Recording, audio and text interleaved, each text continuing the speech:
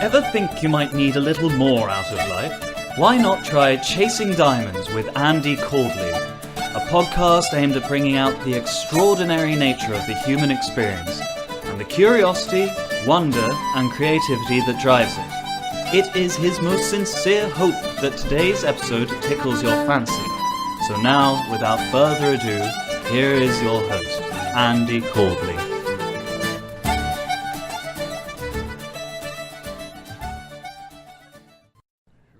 Bully for you, Ron.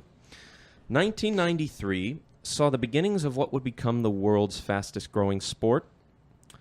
Through the productions of trailblazers like Pride in Japan and the UFC in America, mixed martial arts took center stage in the world of combat sports. Kickboxing styles like Muay Thai and Dutch kickboxing, paired with wrestling disciplines and Brazilian Jiu-Jitsu, along with a dash of traditional martial arts like judo and karate, created a combat sports athlete unlike any other. Now the sport has grown to its highest level, with superstars like Conor McGregor and Ronda Rousey catapulting it into the mainstream. The success of mixed martial arts is not a riddle, as the nature of the sport lends itself to big dramatic moments and intriguing stylistic matchups. Now my guests today are Christian Banghart and Michael Kastroba, my Brazilian Jiu-Jitsu and Muay Thai Kickboxing coaches respectively. They instruct basic and advanced classes at Banghart Gym near to my home in Manassas, Virginia. Both have made the walk at an amateur level, and we will be unpacking all the aspects that make mixed martial arts so exciting, as well as how martial arts has benefited their lives. Welcome, Christian and Michael. How are you both doing today? I'm doing well. How about yourself? I'm doing very well, thank you. How about you, Christian? Thanks for having us, Andy. I'm doing great. So what I just want to start with you, Christian. I want to talk, just introduce yourself to the listeners. Tell them how you got into Brazilian Jiu-Jitsu, how it's benefited your life, and your involvement in this exceptional sort of physical chess match. Oh, man, that's a can of worms. That's a long, dark rabbit hole, Andy. We got time. How I got into just Brazilian Jiu-Jitsu. Before I got into Brazilian Jiu-Jitsu, I actually got into wrestling. My mom made me wrestle. I was in 8th grade. I didn't want to do anything, and she was like, oh, you got to do something. So she got me off the couch and made me go to wrestling practice. Fell in love with it. From there, I got into watching jiu-jitsu videos online. I didn't take any jiu-jitsu classes. Started watching MMA, and then from there, I actually started doing mixed martial arts, and it wasn't till about 3 years from when I started doing MMA that I actually took my first jiu-jitsu class in Stafford. Brilliant. Okay, Michael, I know you as my Muay Thai kickboxing instructor and with a traditional martial arts background. Can you elaborate on that? Yes, I started Taekwondo when I was 4. I continued that up to about 23, but I didn't really get into martial arts. So again, I started when I was 4. I didn't really get into martial arts till my teens. When I was younger, I did Taekwondo and football, and a lot of times when I was around 10 to, again, 16, I was forced to go into class. And then I was introduced to Mirko Krokop. I know you introduced Pride earlier, you talked about that. He was one of the big stars, and I saw that high kick. So when I saw the high kick, it instantly made me want to go back and start to do Taekwondo. So through that, I was introduced to more kickboxing, Buakaw, of course, Andy Sauer. And at that point, when I was about 21, I started doing Muay Thai or Thai boxing, more of the Dutch style. So you mentioned the Dutch style sort of combining Western boxing movement. What would you say is one thing about the mixed martial arts is you see the confluence of all of these different styles. What, in your opinion, is or what do you like? Like when you are sparring, what do you like to emulate? What kind of motions do you include? So at first, again, I liked people like Buakaw, more of the Thai style, so it was more plotting. But now I try to almost emulate more of the to sound cliche, the new breed MMA. So you see like TJ Dillashaw, Mhm. Dominic Cruz, where they have much more movement. Yes. That's not exactly Dutch style. I know TJ does the Bing system, but And he was a they're- Muay Thai guy, Ludwig, right? yeah, he was Boss Rutan, so that Okay, is yeah. Dutch style. But if you see TJ, his angles are so different. I don't even know how to describe them. They're not really even boxing. They're certainly not Dutch style. It's just a totally new direction. So I'm trying to incorporate much more dynamic movements now into my style. Plotting, you just get beat up, and it's not fun to just get hit in the head. Everyone knows Yeah. the repercussions of that now, so it's not fun.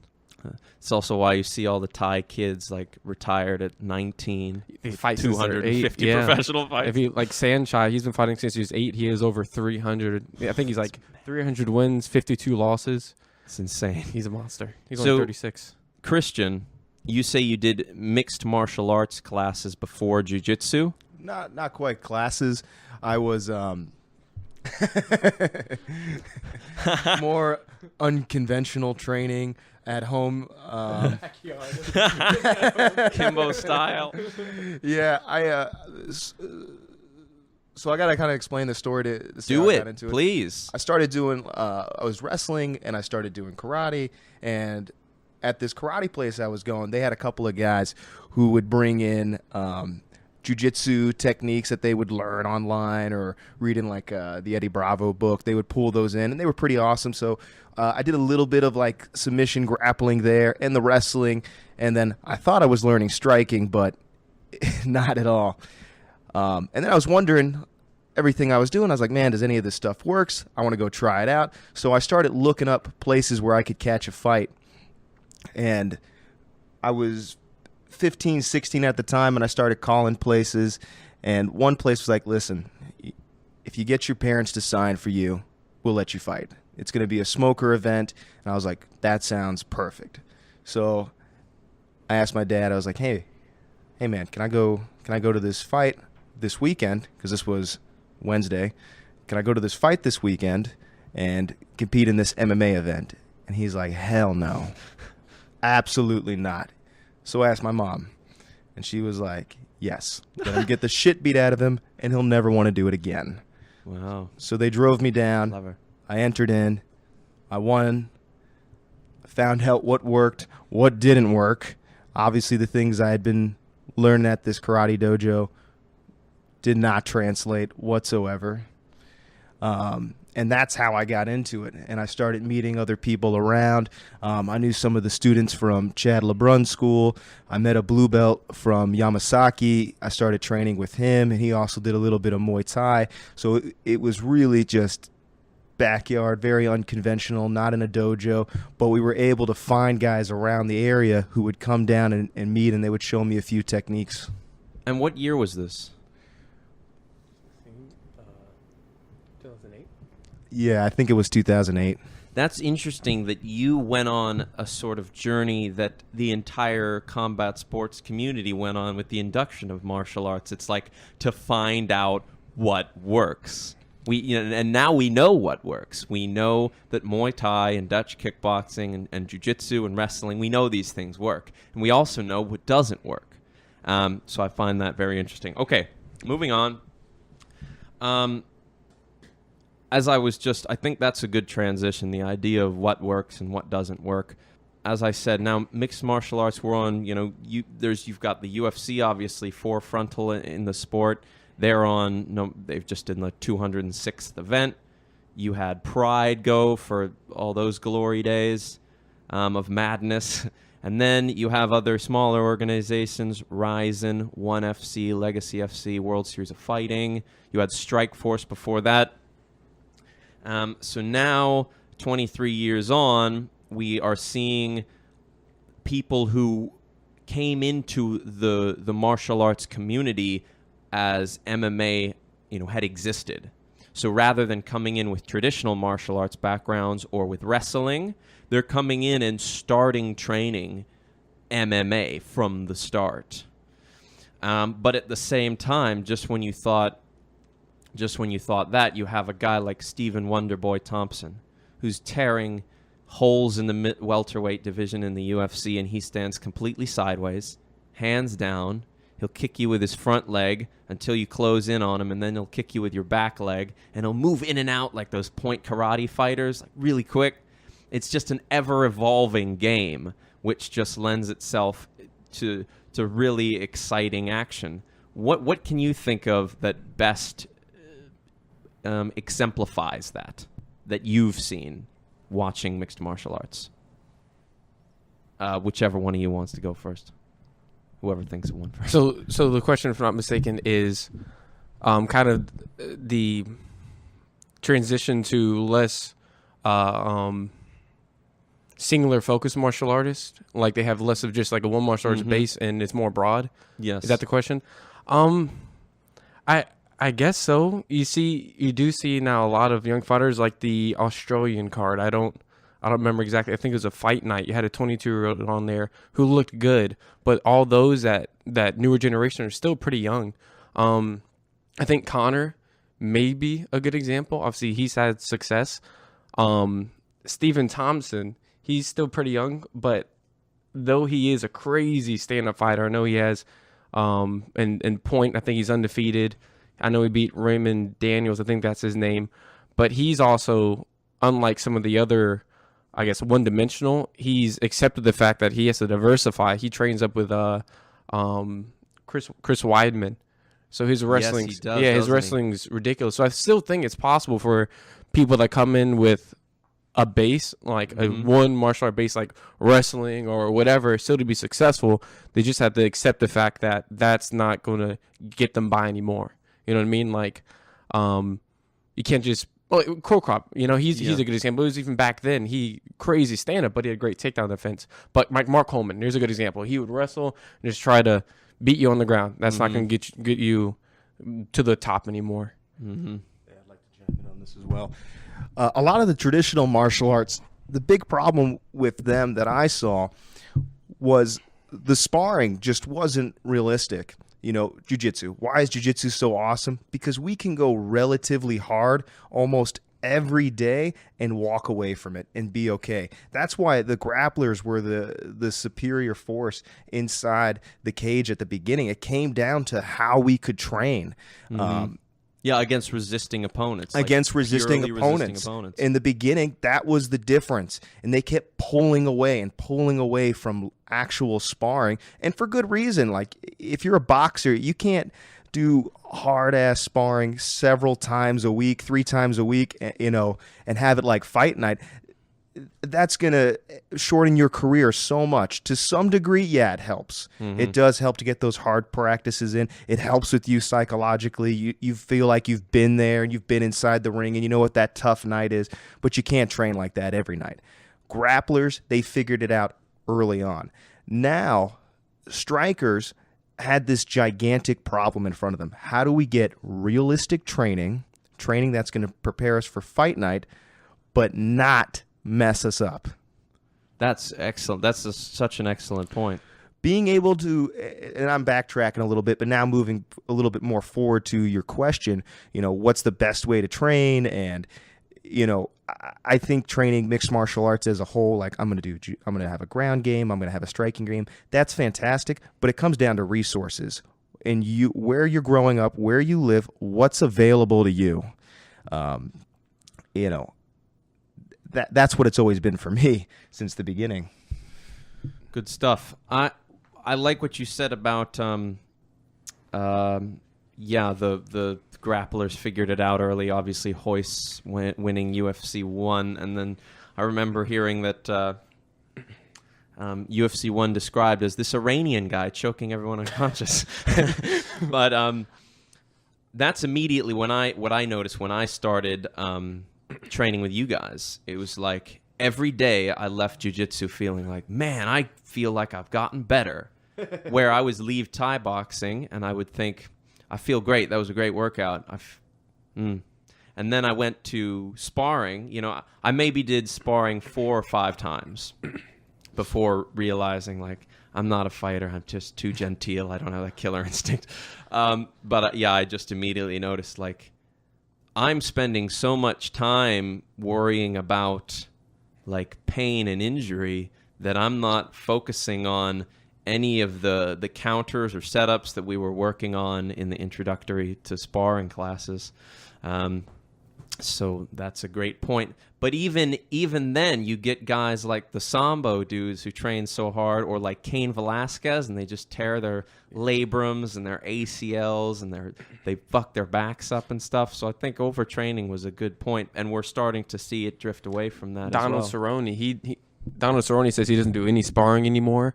Who was the former welterweight bald he just lost to? Well, not just lost, but to Lawler, Woodley. right? Lawler says he doesn't spar anymore either. Oh, did he? Did he? So he just got knocked out. Probably. Yeah, probably maybe, had a reason. Maybe why he wasn't sharp enough. And like you got Eddie Alvarez, who claimed that when he took the belt from Dos Anjos, the lightweight belt, he said he went 150 rounds of sparring and training. Which is stupid. He had to pull out of a fight, I think, a year or two ago because he had a concussion from sparring. He got sprawled on. It's not good. Is he AKA kickboxing or American Top Team? I know one of them has where Cormier and Rockhold. Those guys are lunatics. They go hard. I know another, just kind of on the like going on a tangent about people going hard. Mike's gym. There's a kickboxing gym in the Netherlands. They Gokhan Saki, some other big names. Who's Chai? Remember Chai? He was telling us that they have I think it's called something Meat Thursday, where they just spar and they just wail on each other. It's they don't wear headgear or anything. They just beat up, and it's not a good way to stay young and healthy. You're gonna feel it when you get older. You're gonna not even older. You're gonna feel it as you just age, like Shogun. Have either of you felt the effects of overtraining in your time? Just like from too much sparring, too much hard rolling. Christian, you're making a face. So that backyard training I was telling you about, that wasn't, we weren't training very smart. That's how I know you can put some miles on. We used to just beat the crap out of each other. We tried to do it the best we could, but we really had no business putting down leather to each other in the face.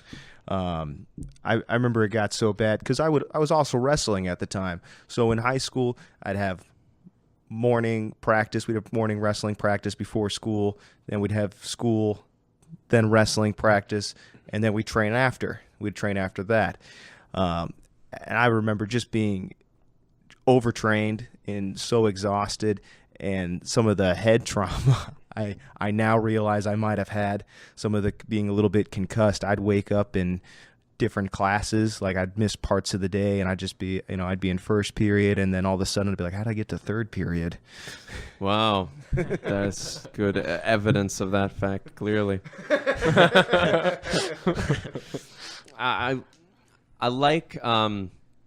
I like what Rogan always says about fighting, how it's extreme problem solving with dire physical consequences. And that's one of the reasons why I enjoy watching it so much, is because since none of anyone I know has done martial arts, I'm kind of like the resident guy who knows shit, but I don't know anything, right? But it's I find myself, since I started training, enjoying it all that much more, because when you look at a guy like Damian Maia and you're like, okay, this is a problem. How do you stop this guy from grabbing you, throwing to the ground, and strangling you within the first, round? How do you stop that? Do you do it by attempting to nullify his wrestling with your wrestling? Good luck with that. Do you try to catch him coming in? It's like, it seems like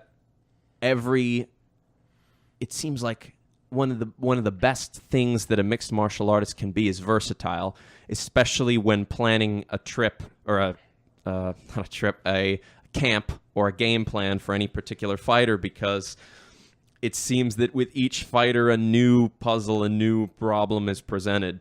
And what you see, just as much as guys being super good at one thing and just destroying guys with their striking or their jiu-jitsu or whatever it is, the guys who do really well are the ones who can adapt to multiple situations. And obviously you see that constantly with, like, the Rousey knockout was a great example of her not being able to adapt to that situation of how do you fight a person who's not going to come forward. It's just going to wait for you to come forward and hit you in the face as you try to advance. That's a very, unique problem. I mean, Rousey, there were some other things going into that. She Certainly. also got ahead of herself a little bit, in my opinion. She was very emotional going into that fight. I mean, if you look at just the weigh-ins, you see her getting in. Who was it again? Holly. She's getting in Holly's face, and Holly just not happening with her. She's just like, nope, no effect here. Comes in, charges Holly. Terrible plan. I actually think Rousey did possess a skill set that she could use against Holm, but she just never gave herself. She didn't have the strategy that could present it. Could you elaborate? Could you unpack that a bit? Break that down? Because obviously most people who don't know a lot about judo, don't know a lot about fight metrics, what they saw looked a lot sort of like a Matador show. So she has a skill set that she could have deployed. How would you, if you were a more intelligent version of Rousey, Christian, and a much more obviously handsome version of Rousey, how would you have applied that skill set in that moment? I don't know if Rousey has the ability to shoot. Shooting is basically if you're grabbing the person's legs and you're going for doubles or single legs. I don't know if she is able to do that. I know she's got some knee problems, and I don't even know if that's in her game, but she's got great clinch work. She has to bring it to the clinch. If she had put Holmes against the if she had put Holmes against the cage, it would have been a much different fight. I think a little bit more like Randy Couture style, but she just came charging in against a counter striker. She had to set it up, just anything differently. Work the jab a little bit more, try to circle her towards the cage, and try to make it a little bit of a dogfight there. Mm-hmm. That makes sense. Yeah, I noticed that immediately. She didn't try to put hands on her, or she just tried to put the back of her hands. She didn't try to grab onto her much at all. Of course, I barely even remember that. Everyone was screaming so loud, and I was kind of drunk, so couldn't remember the Rousey fight terribly well. Michael, could you... I like the road that Christian and I just went down, unpacking a certain situation like that. What has been like a fight that, like, for me, the fight that I'll always remember was like the moment where I fell in love with the sport was Robbie Lawler against Rory McDonald on UFC 189, and there's this moment in the third round where their faces are totally mashed in, and right when like the third round or fourth round ends, he's just kicked him. McDonald kicks Robbie in the head. There's like 5 seconds. Robbie just like spits this giant spray of blood onto the ground, and they just stare at each other, and then the round ends. What was that moment for you like, if you can remember? And that could be in kickboxing or anything. I'll probably say Fedor versus Big Nog. I think the first fight, I would say Fedor was when I really got into MMA, because I saw Crow Cop before, but that made me want to get more into striking because he was more of a striker. But Fedor, you see him come out with some pretty intense music, He's very stoic, but he's just relatively small. He's short for a heavyweight, and he's pudgy. And then you see Nogueira, and I have heard of Nogueira before, and he looks more like an athlete, looks more like a fighter. Yeah. And then Fedor comes out and just destroys him. And there's one time, I don't remember it's the first or second fight. I think it was the first, when they're in the corner. And then Fedor just ground and pounding, and you see Nogueira's head just bounce off. And it was just like, holy crap. Fedor's a freak athlete, but just seeing like his physique at that time made me think anyone could do this. You know what I mean? Like, that gave me a little bit more of a boost, because I'm not the most physically intimidating. There was a very unique sort of peasant aspect to Fedor's, body. And I mean, in his training too. I don't know if you've seen any of his training. He just, I think it's Ukraine now, but some backwood area. It's like essentially a playground. The most modern equipment he has is just sledgehammer and tire. Everything else is this old school Russian. He's on the monkey bars doing pull ups and stuff like that. He's a freak. When I was in Italy, I met a Russian. The first Russian I ever met was a guy called Timofey. And I remember him saying to his friend, you know, he waved at me and I said, "Hey, how are you?" And I heard his accent. I was like, "Oh, goddamn Russian." Right? And he said, "Oh, I'm going to go," he said to his mate, "I'm going to go talk to the Americans." So he runs over, sits down to me and my sister, and we start talking. And I remember saying, like, this is very interesting because you're such a huge country and there's so many of you, and I know so little about, you know, your culture aside from Fedor and Khabib. And he was like, "Whoa!" He just got so excited. This is all he wanted to talk about for like 20 minutes. They love that guy there. Okay, I have another thought, which was, if you were to have a person come in, like a young person, and you were in your minds he wanted to fight mixed martial arts, what do you do? What path do you set him on right off the bat? I got this one. Okay. Ready? Yep. No. Very good. Probably the smart answer. But like, if you come in and you probably have heard Joe Rogan say it before, everybody's heard him say it, and he's absolutely right. If you come in here and you're like, "I'm thinking about fighting," that's the first. No. Wow. Yeah. If you are thinking about fighting, there's gonna be a lot of things that are gonna happen, that are going to happen before you're going to be able to step into that cage. A few years ago, you used to be able to pad your record pretty good around here. Now, if you get in the cage, just in the local area on the amateur circuit, it's extremely dangerous. You're going to get really hurt. There are animals in there. Wow. The amateurs of today are the pros from yesterday. There are monsters in there. That's very okay. Let's rewind. Say you have somebody who comes in, and wait, no. Let's take all the metaphorical out. This is a computer simulation, and you have a cyborg, right? And you're going to train this young person to be the best mixed martial artist you can be, because he's a robot and he doesn't feel anything, right? So how do you what steps do you go about it? First thing I want to know is, how far does he want to go? Well, he's a robot, so in this case, I imagine as far as his programming will allow, which will let's say his programming says UFC gold. I probably want to know what his resources were first. I mean like financially, like does he have the ability to travel? Is he just stuck here in Virginia? Can he go to like a Greg Jackson camp? Can he go to a Faraz Sahabi?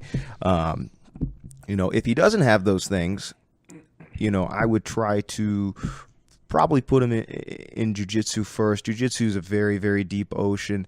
That's something even after they're done fighting, they can continue doing. But get him with a good jiu-jitsu program.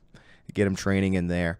The striking is a little bit difficult. Obviously, you need to be in there. I would probably say, like, this is a computer simulation, so they have to train exactly how I want, right? Right, yeah. So the first 6 months of their jiu-jitsu training, they're not going to be doing any submissions. This is time sensitive. So the first 6 months, all they're going to be doing is focusing on positions, grip fighting, improving their position, transitions. Don't get caught up on the submissions at all, trying to go for them. As far as the striking goes, no sparring for at least the first 6 months to a year. They're just going to focus on basics. I don't know if you'd want to chime in on that a little bit, Mike. Pretty thorough. Yeah. As far as the striking goes, it's just going to be footwork drills, jab, cross, try to do as little sparring as possible. And then we would go from there. We would probably see, like, how's that coming along once they've hit that 6 month mark. Are they progressing? By then, we'll have a pretty good idea of what their potential is. That's excellent. Okay, so how do you... My thoughts are, you have 12, the average camp is like 12 weeks for, let's say, a fighter that fights 3 times a year professionally. Like a 12-week camp is a nice, good camp. You get to structure it. how would you structure them in terms of how much time do they spend working on technique? How much time do they spend working on, repetition, striking, both striking and grappling in those regards? And then how do you work in strength and conditioning training, which is a whole ocean in itself, strength, that whole spiel. Either one of you could chime in here. Man, that's really difficult to answer. As far as where to put your time and focus during each week, we're still trying to crack down the code on that. To be quite honest, and I've heard, high level guys say completely different things. It a little bit, I think, depends on maybe the culture of your camp, but doesn't mean it necessarily works for every individual. I've heard of two different ways. I heard some fighters where kind of, I guess in saying the off season, we're not necessarily in camp or at the very beginning of camp, is when they hone in more on the skills, and then they try to get fight ready, so they have more strength and conditioning. And then I've heard the reverse, where they begin it with strength and conditioning. I think John Jones is a good example of that. When after his suspension, just 7 months straight, just powerlifting.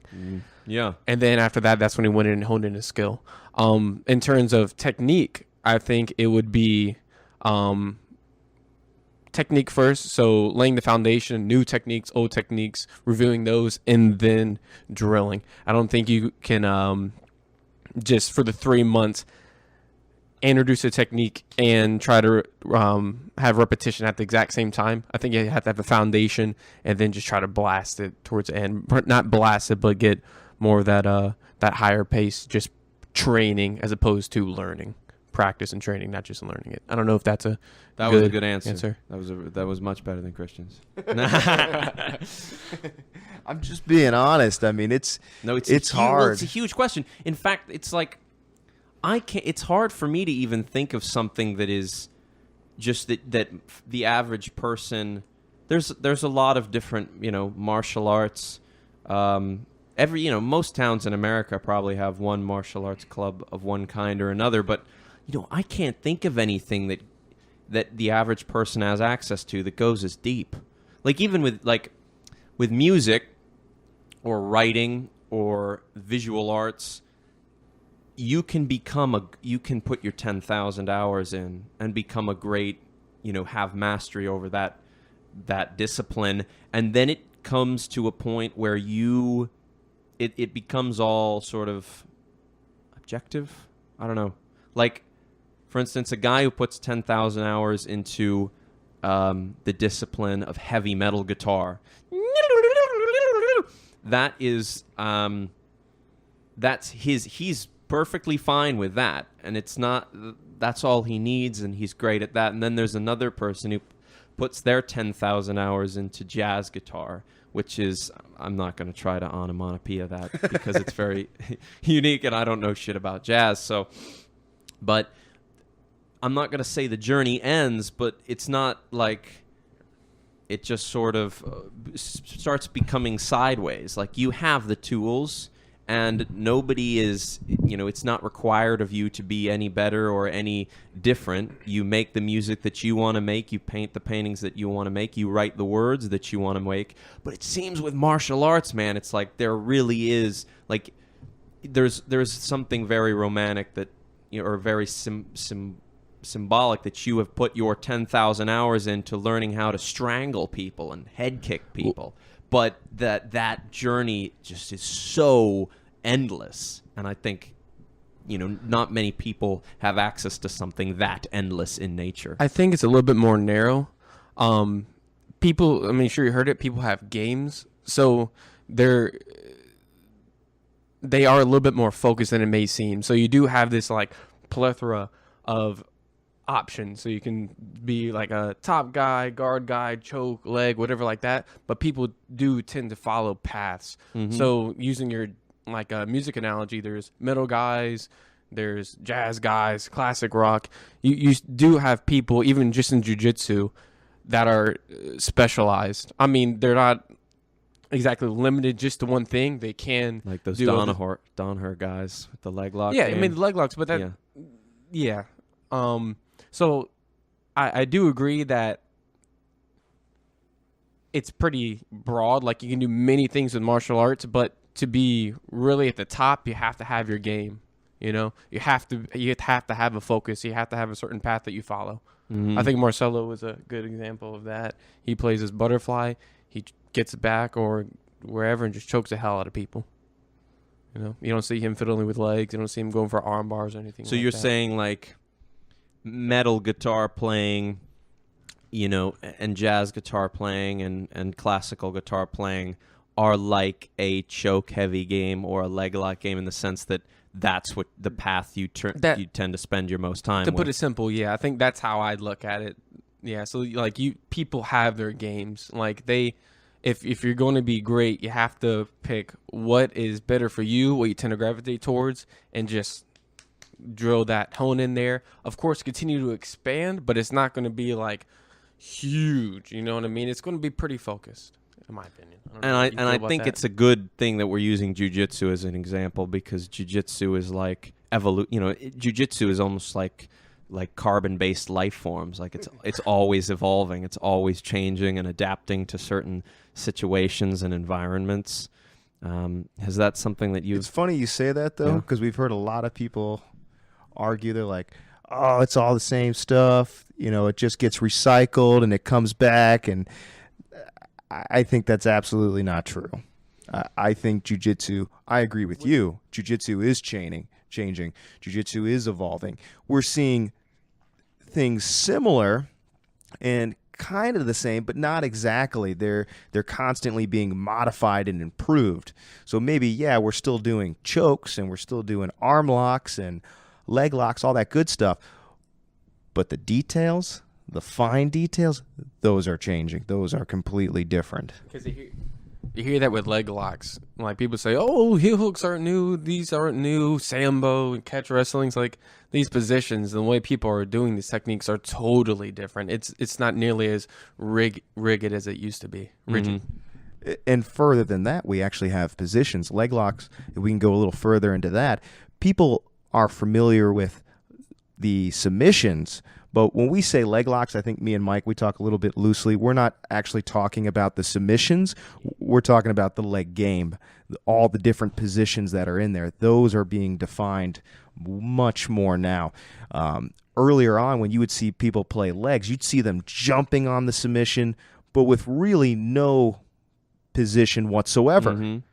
But now the focus is more just like a top heavy game, like controlling the legs, using things like anaconda guard and of course, and then go for the submission, of course. Yes, and there weren't these positions. There weren't this hierarchy of, well, this position's greater than this, and we're going to go to this position when we lose this. Now there is. Now we have these positions. A bunch of different schools have their own system.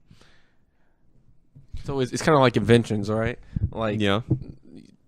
most new inventions are just better versions of what was already in existence. You know, like, yes, you can say their origins are obviously from the past, but it's not the same thing. That's really good, Mike. I like that. I think I'm gonna steal that. That's excellent.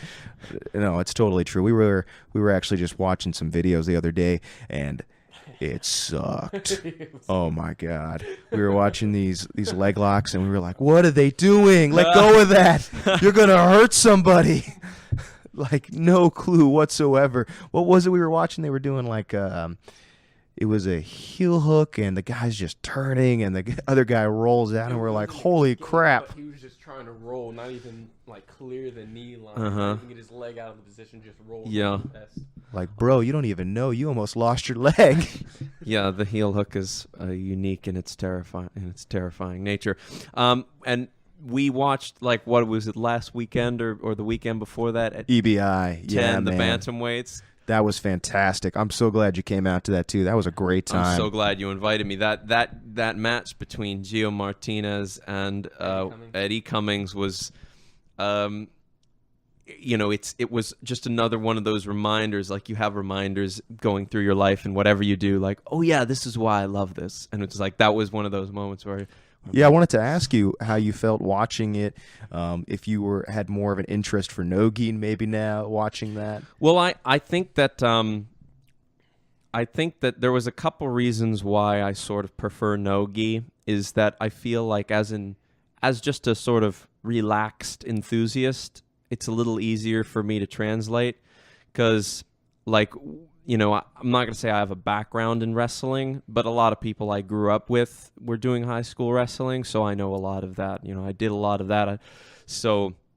I've gone to my friends' meets and competed with the guys who trained, so there's a lot more of those sort of aspects, and I feel like sometimes, all respect to the gi, sometimes though it feels a bit like No respect here.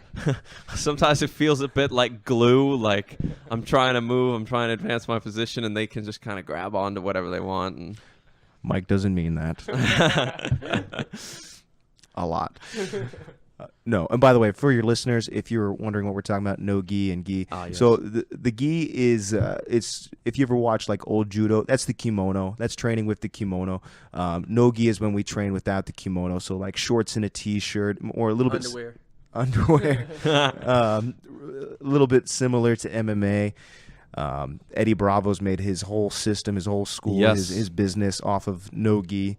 It's really, really popular right now. I was just at U.S. Grappling yesterday, and I forgot to tell you this, Mike.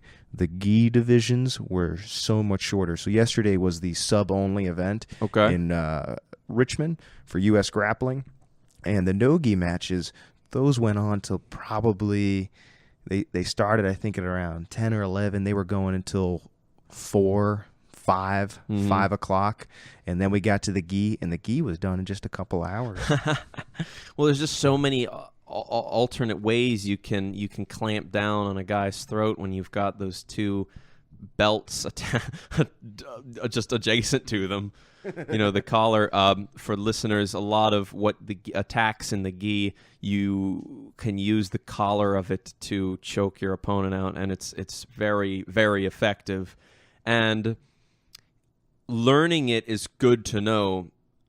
Like, there's, for instance, here in Virginia, I wear a coat with a very thick collar because I don't do very well in the cold. So a lot of people kind of wear equivalent, garments, or anybody's got thick cargo pants that you can grab on. So it's not like wrestling in a kimono is inefficient or unrealistic, because it does represent real, and that's how it came about in Brazil. It was like real street fighting, and it was just like grabbing a guy's pants, grabbing a guy's shirt. I try to look at the kimono like infinite ammo. You can't practice on each other's t-shirts all day. They're going to rip, they're going to fall apart. The kimono, I can grip and pull and tug on that as many times as I want without, losing my gear. I can keep using that. Mm-hmm. So obviously it is important to train gi, both because, like you said, it does have its practicality, but also John Donahue had a good post on it. It really does just help you in your jiu-jitsu growth.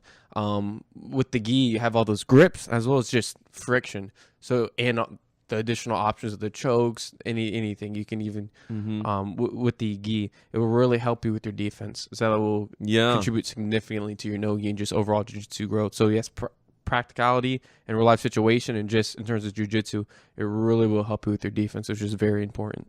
Yeah, I heard Jordan, the blue belt around here, he basically just said to me when he saw me kind of not coming to gi practices anymore, he's like, "Oh, you coming to no gi? I haven't seen you." And I said, "Yeah, the gi is kind of tough. I feel like a lot of what my natural tools, being my kind of long legs and long arms and my long neck, are kind of neutralized, or it can be taken advantage of by the gi." And he says, "Yeah, I totally get that. Just," he said, "I feel like your no gi will help your gi, and your gi will help your no gi, because it learns to, like in no gi, you can kind of, your escapes when you're wearing a big old kimono have to be properly good, because they can just grab a hold of different parts of the material. So if you're just training no-gi, I feel like you can kind of get a little sloppy with some of your transitions and movements, because they can't just grab a hold of your collar or something. I would agree with you. I was going to say, for some people, I think, and not everyone, I do mean this, training with the gi is nice for beginners because it kind of slows it down a little bit. It kind of allows them to see things. In no gi, sometimes things are moving so much faster, and it's hard to recognize when the person has actually done a technique or just gotten away with something. In the gi, there's a little bit less of that, though there is still some. But for some people, they transition to no gi just fine. I want to go back to just answer your original question about did I enjoy Eddie Bravo Invitational 10, the bantamweights, which that was so much fun watching that. For one, Eddie Bravo said that was the best EBI yet, so I was very fortunate in that regard. Because you beat Eddie. That's why. It was awesome. That was an awesome upset. But yeah, I really enjoyed it, and I found myself I watched Glory Collision the other night. Badr Hari, Rico Verhoeven. I didn't see that at Okay. the risk of ruining anyone who hasn't seen it. Can you tell me who won that fight? Okay, so the main event was won by Rico Verhoeven by way of the strangest. It was the strangest thing. He had pushed Badr up against the ropes and kneed him in the shoulder. He was one of those high jump knees from the underhook. You try to get him in the head while they're bent over, and he hit him in the shoulder. And then, Badr just quit. Something went wrong with his arm. Have you followed him at all, his career, or read anything about him? A little. I don't do kickboxing terribly well. The reason I brought it up is because while I was watching Glory Collision, I'm I really missed jiu-jitsu. Watching grappling for me is just, I think is probably what I prefer. I think it's just so captivating for me, and the mechanics of the body or something that attracted me to jiu-jitsu in the first place, and movement and stuff like that. It was a very almost holistic interest in the discipline. But yeah, I loved EBI 10. But watching the Badr Hari fights, or seeing that, I'm okay, yeah, I think I should. This is apparently the biggest fight, the biggest heavyweight fight in history. So I did watch a couple of his fights. It's he's a pretty exceptional guy. But what surprised me was watching. There wasn't as much kicking as I kind of expected. Badr throws his hands a lot, and so did a lot of the other guys on the card. Nicky Holtzkin also fought. Yes, and he kicked a lot. He's very, very, he's just an exceptionally conditioned athlete. But I was surprised that it was kind of a lot of hands, if you wanted to comment on that. No, I was just going to say that's interesting about Holskin, because there was a period of time where he stopped doing a lot of his kicks. In the beginning, he used to throw a lot of low kicks. And then there was a time where he just would throw hands, and those leg kicks almost disappeared. It might have been because he's facing Raymond Daniels. I mentioned him earlier. He was a point kickboxer, has crazy eccentric style. There's a whole bunch of spinning stuff. So might have not wanted to leave himself exposed, just keep peppering him. But I find that interesting that Badr Hari, and especially Badr Hari, who has strong kicks, is going away from them, and Nicky Holskin, who has crazy hand, is starting to go back towards kicks. Just clearly that's a discipline that has its own ocean and its own journey that Yes. I just won't. I've only have so much time in the day, But I'm definitely going to catch the Eddie Bravo Invitationals as they come from now on. It's so interesting. And the presentation was brilliant. All the spacey lighting and stuff, and the Mexican fans They've done were a great. fantastic job from the very first one to now. It just keeps getting better and better. And there's almost something, I almost feel like it affects the fighters. When they see the quality of the representation of their art, I feel like they get into it more. They hunt for that. For sure, that man. exhibition a They're little more. finally really being appreciated and compensated for sure.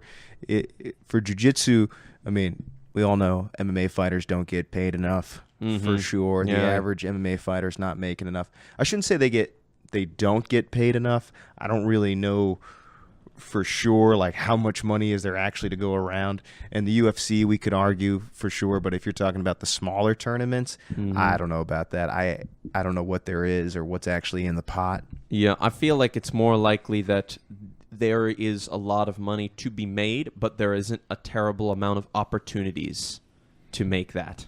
Like, for instance, especially like if you compete at welterweight or at lightweight or at featherweight, you'll have to beat like 6 guys just to get a shot at somebody in the top 10. Mm-hmm. Like that, especially lightweight in the UFC right now, it's like you can fight on the undercard your whole career because there's so many good fighters in fighting in that division. So I feel like it's not that if you're fighting big events, or if you're fighting big fights in main cards, or you're a main event, I feel like the opportunity is probably there to make a decent chunk of change. It's just that opportunity comes around so rarely, at least in those you see in those really stacked divisions.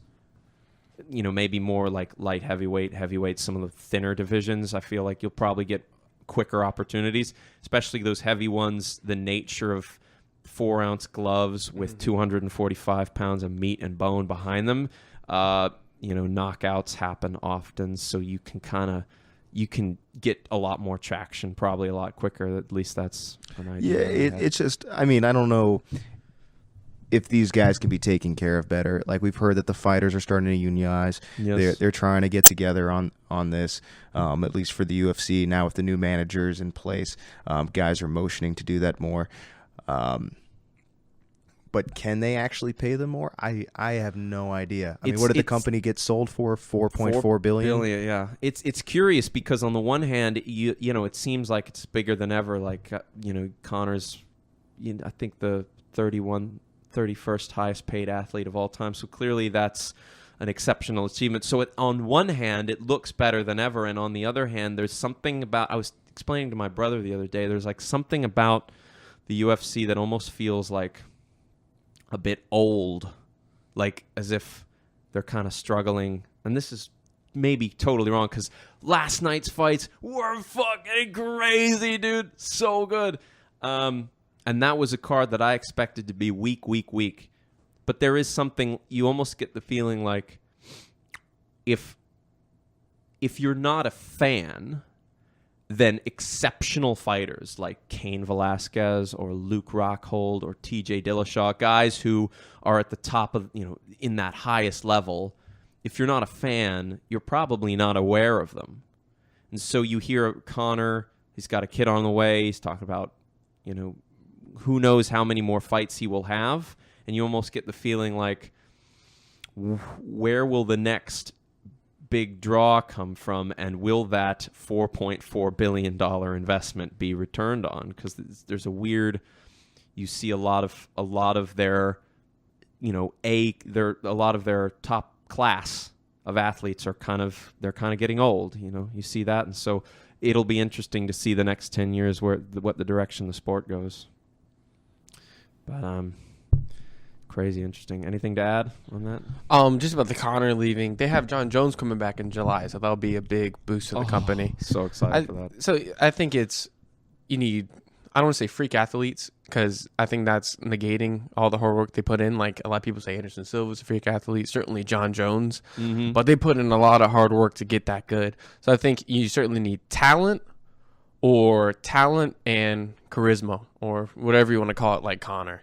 So whoever can present that will certainly help the company. I think TJ, people like the average Joe doesn't look at a 135 and be like, oh wow, that guy's awesome, he can kick my ass. But you see what TJ did to Renan Barão, and like, yeah, it's just like the average everyone person would be excited by watching that. They can look at like someone like John Jones or a heavyweight and be like, wow, that guy's a monster, not only because technique but just size. Like they can put themselves in the ring like, that guy's a monster, I want to watch him, like Tyson. But to see someone smaller like Jose Aldo, he's a monster, but he just doesn't have that draw regardless. I think size matters. So the lower levels like Mighty Mouse and TJ, they need someone that's talented, charisma, and slightly bigger. I had a thought, which was that I feel almost for one, it's like I know the fighters, the monetary rewards of the fighters is an issue, but I almost feel like I'm not terribly worried about how mainstream the sport is, but I feel that the prospect for greater growth is maybe expanding internationally as opposed to in this sport or in this nation where, you know, you're trying to compete on, you know, for time against football and boxing and things that are just ingrained in the American way. But like, I feel if you looked more abroad, I think Khabib Nurmagomedov had a great point. He said, there's 6 million people in Ireland. Look how big your boy is. There's 180 million people in Russia. You know, he's like, let's build that market because they'll pay you back. I feel like that's probably a good idea. But, I mean, I don't know shit about business. I was going to say, what do you mean, like holding a UFC event in Russia? Yeah, putting more into international, because obviously the huge majority of the divisions are made up of Americans, but put more emphasis into scouting internationally, put more events on internationally. Like, they have UFC fight nights these days almost every weekend. It seems that there's like a Fox Sports card on. Start doing those. I say start doing those almost exclusively internationally and see how that works. Because you see the cards. They did one. It was like this late summer. They did a string of cards. One was in Hamburg. One was in Zagreb, Croatia. And those places were packed to the rafters. Fans going absolutely, you know, manic. I just feel like... And then you have Demetrius Johnson fighting in a smaller octagon put in a theater. It wasn't even like... It was a theater. Like, behind him was, like, I think behind the judges was the stage. Mm-hmm. And on the stage, they had, like, bleach seats erected for people to sit on. But it was like a theater that you would see, you know, an opera in. So my thought is expand internationally.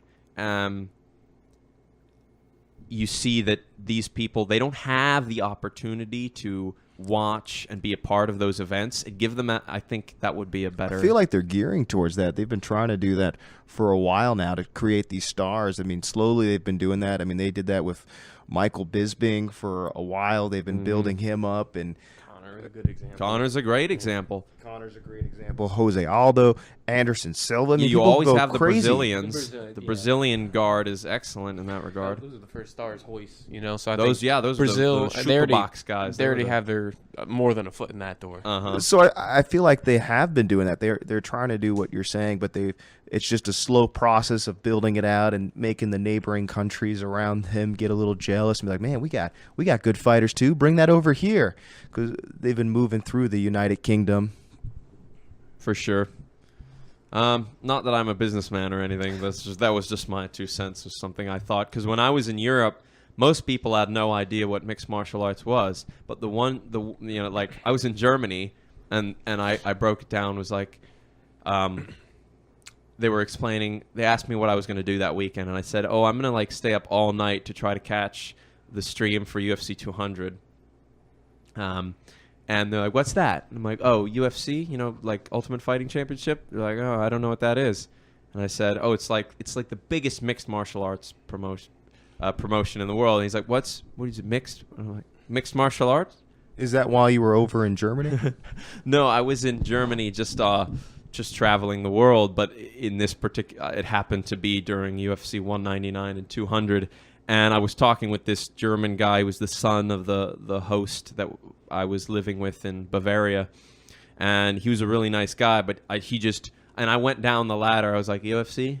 Okay, MMA? And he doesn't know that. Like, I kept going, and it's like they literally...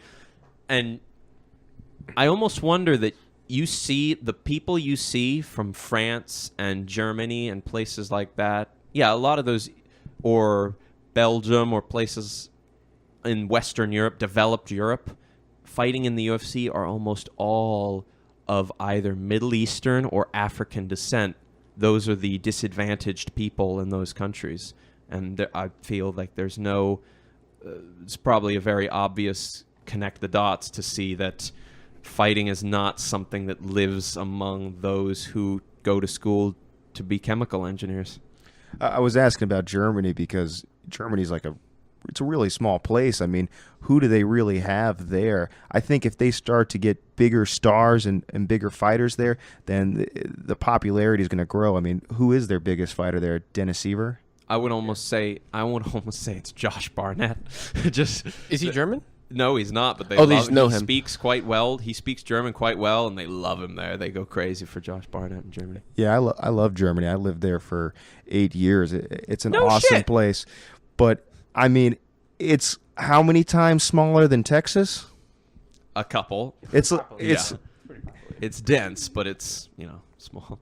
I think as they start to get, if you want to bring the UFC to your country, you have to first develop a fighter. They want to have a face that's going to represent them. You can't just bring it over to them. Yeah. It's bigger in Ireland because they have Conor there. But even before Conor, they even had Americans who were proud of their Irish heritage, and that's what helped bring it in that direction. Yep. And of course, Ireland and England have a very strong boxing culture, and they always have.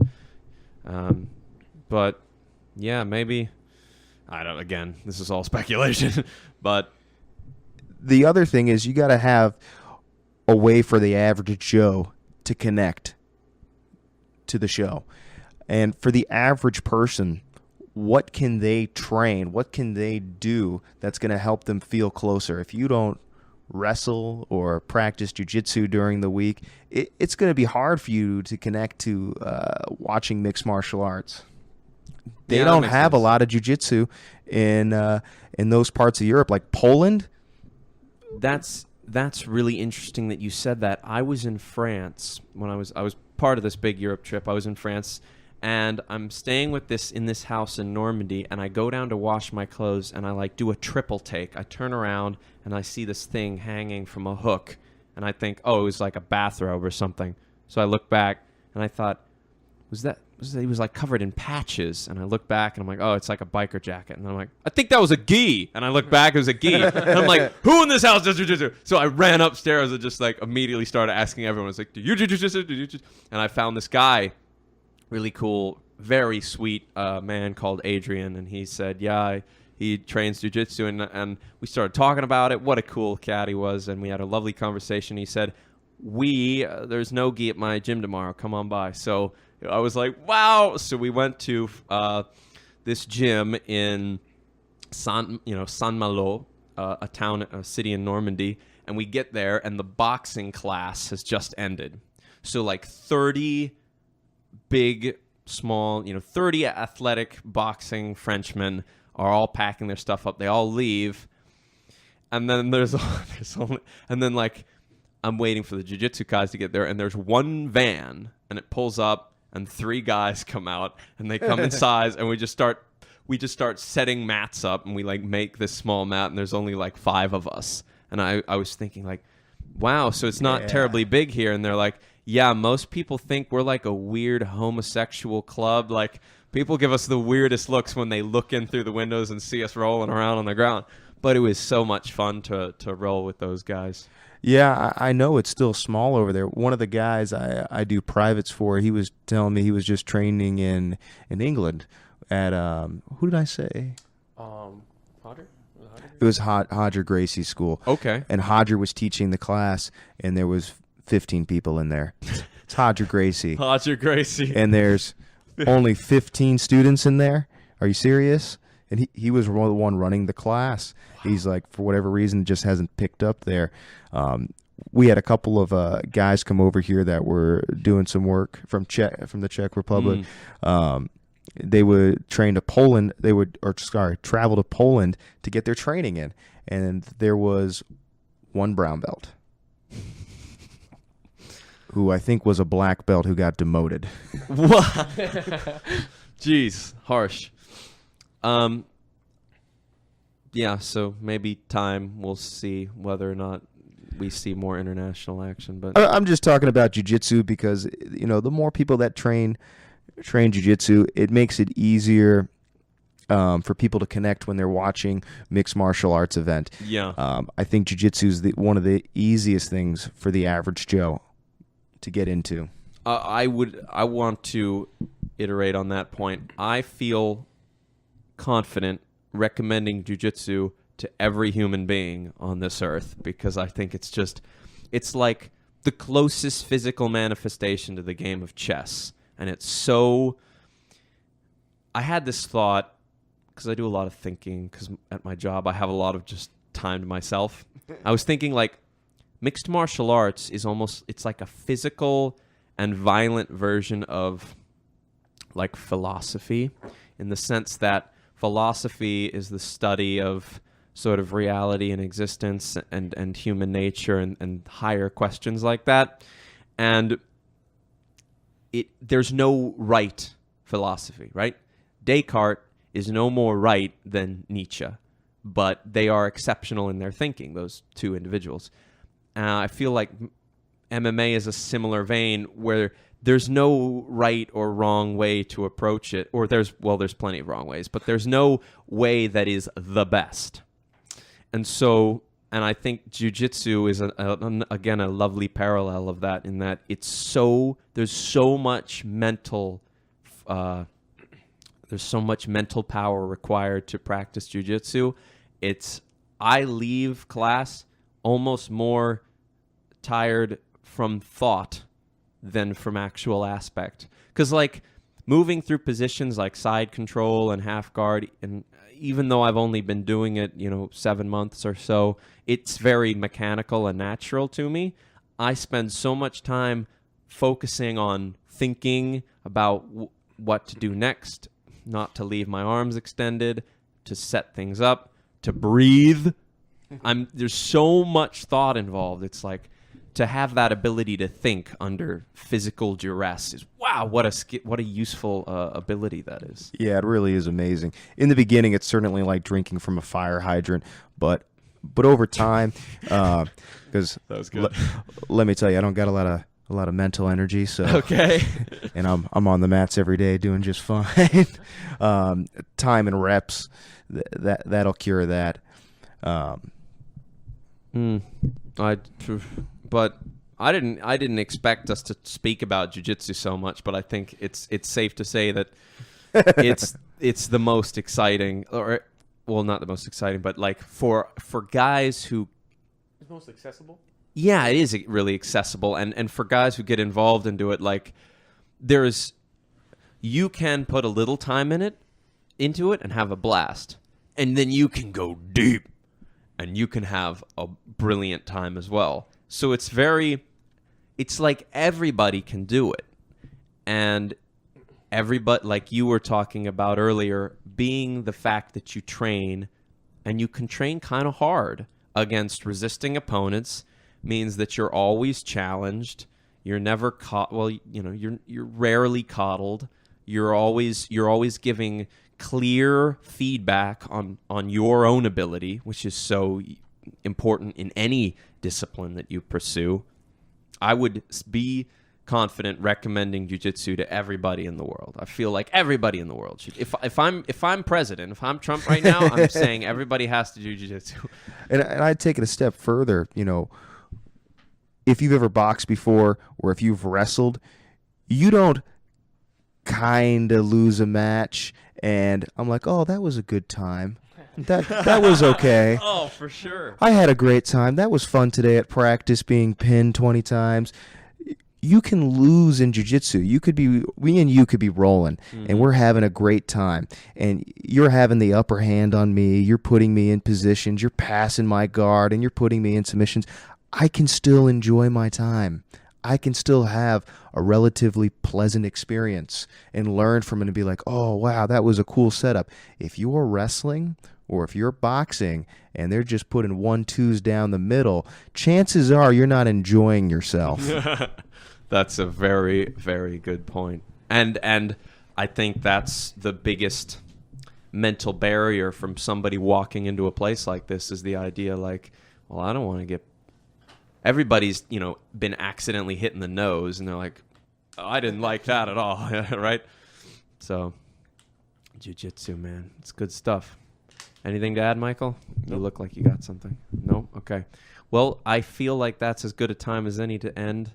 I've had a huge amount... I've gotten a huge amount of pleasure from doing this, because it's something that it's a hole that I've crawled as deep as I dare into, and it's given me nothing but endless rewards in terms of physical fitness, meeting guys like you, having this crazy connection with these random Frenchmen who didn't even speak English, but like the language of jiu-jitsu translates. He was trying to explain to me that like the defense against, I think he was like, the defense against an arm bar is the same positioning as like a rear naked choke. Trying to put that in, I think, because he didn't speak any English. He was just kind of like showing me and just saying like random buzzwords. Because he was like the purple belt. He was like the leader of the group, because, you know, they're getting their blue belts like from online, like red. I don't know how, but they're Really, getting, that's interesting. yeah. And they were good, but like, or we'd be I'd be rolling with somebody, and because there was an odd number of people at some point, so then there'd be one guy going around and kind of talking to the people who were rolling, I guess giving them instructions or something. So I'm rolling with this one dude, and halfway through, it's like I get a transition, I get mount, transition to S mount, go for a Kimura. I forgot the Kimura grip. So I'm like kind of like wrestling with this guy's arm, and I could see it in his eyes. He's like, what is this guy doing to me? And everybody's rolling around laughing and screaming at me in French, trying to explain to me how the Kimura grip works. And it's like, that translates. You know, you don't need English to translate mechanics of the body. And so it's just, as far as I'm concerned, it's something that as much as you put in, you will always be rewarded in multiple facets, mentally, physically. So I thank you two so much for your time. For anyone listening who got any interest remotely out of this, Vanguard Gym is just outside of Old Town Manassas. I can't recommend it more highly. Of course, I've never been to any other schools, so maybe you guys suck and I just don't know. But for my part, they're very welcoming, very knowledgeable, and it's a wonderful skill to know whatever you plan to do. So thank you both so much for coming by. Thanks for having us. Absolutely, guys. Thank you, everyone, for listening, and we'll see you next week. Bye.